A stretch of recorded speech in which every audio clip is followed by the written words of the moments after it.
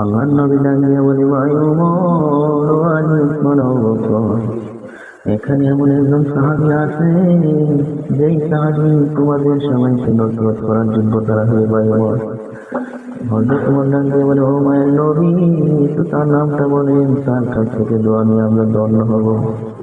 মায়ের নবী দাঁড়িয়ে বলে, ও ভাই ওমর, তার নামটা আমি বলতে পারবো না রে ভাই ওমর, সে যদি জানতে পারে তার নামটা আমি বলেছি তাহলে মনে কষ্ট পাবে, মনে কষ্ট পাবে রে ভাই ওমর। হযরত ওমর হাও মাও করে কান্না করে দিয়েছেন। ও মায়ের নবী, কে সাহাবী যে ওমর, উসমান, আলী, আবু বকর কি নসরত করার যোগ্যতা রাখে, তার কাছ থেকে দোয়া নিয়ে আমরা ধন্য হইতে চাইল নবী। মায়ের নবী দাঁড়িয়ে বলে, ও ভাই ওমর, তুমি এখানে সব সাহাবীদের সাথে কোলাকুলি করো, তাহলেই বুঝতে পারবা আমি কার কথা বলেছি ভাই ওমর।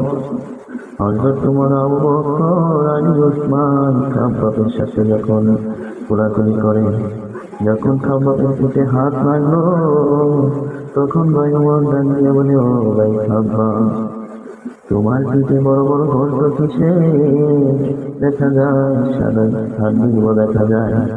তখনই ভাই খাব্বাব ক্ষমা করে কান্না করে দিয়েছে।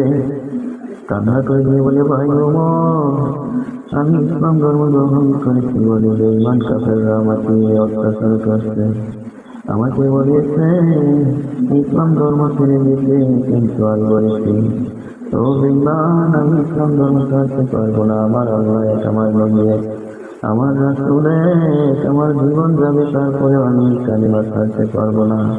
তখন হয়তো তোমার হাওয়া করে কান্না করে দিয়ে বলে, ও জান্নাতি মানুষ, তোমরা দেখবা জান্নাতি আরেকটা ভাই, আমাদের ভাই খাব্বাব, সে ইসলাম ধর্ম গ্রহণ করার কারণে এত কষ্ট, এত অন্যায় অত্যাচার সহ্য করেছে, তারপরে ইসলাম ধর্ম ছাড়ে নাই। আর আমি ওমর কতই দিনের বেশি আল্লাহর কাছে ইসলাম ধর্ম গ্রহণ করেছি,